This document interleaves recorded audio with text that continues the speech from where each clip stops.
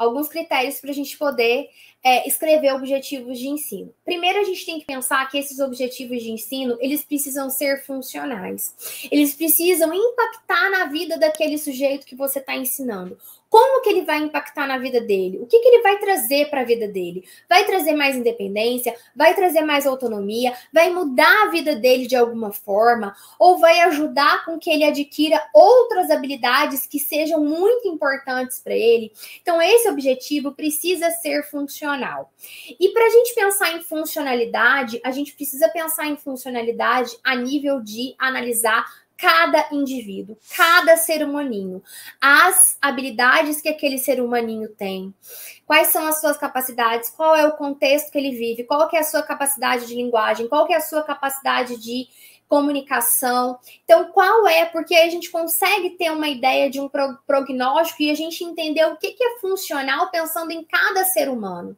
Tem que ser funcional dentro da realidade de Pedro, dentro da realidade de João, dentro da realidade de Maria. Não tem uma regra de funcionalidade. Às vezes, por exemplo, você não vai entrar em determinado conteúdo de ciências, de história, de geografia, a depender do nível de desenvolvimento dessa criança, desse adolescente. Então, você vai ter que fazer adaptações, de repente, naquele currículo que vão ser adequadas dentro da realidade de Pedro, de João, de Maria. Às vezes, não vai ser adequado para ele, não vai ser funcional você ensinar certas habilidades de independência e autonomia, porque às vezes não vão ser possíveis para ele fazer sozinho, por causa de alguma limitação motora, por exemplo. A gente precisa analisar o funcional dentro da realidade de cada indivíduo, pensando nas habilidades que ele tem, naquilo que ele pode atingir. Isso acontece muito na escola com o conteúdo acadêmico.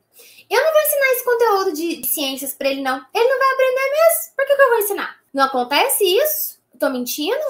Não acontece das escolas, muitas vezes, menosprezarem o conhecimento, o repertório que o indivíduo tem, porque acha que aquele indivíduo não vai aprender, logo você não precisa ensinar. Aquilo não vai ser funcional para Pedro, não. Pedro é autista.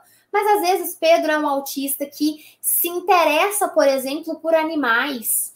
Então, os conteúdos de ciência seriam super legais para Pedro, porque Pedro já tem um interesse.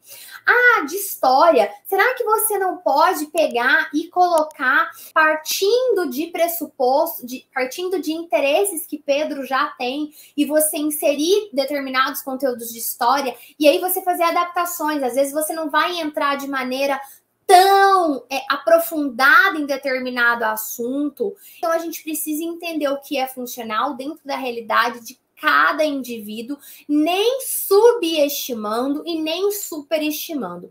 E sabe como que você não subestima e nem superestima? Quando você faz uma avaliação detalhada, pormenorizada, sistematizada, dividindo as coisas em comportamentos organizados.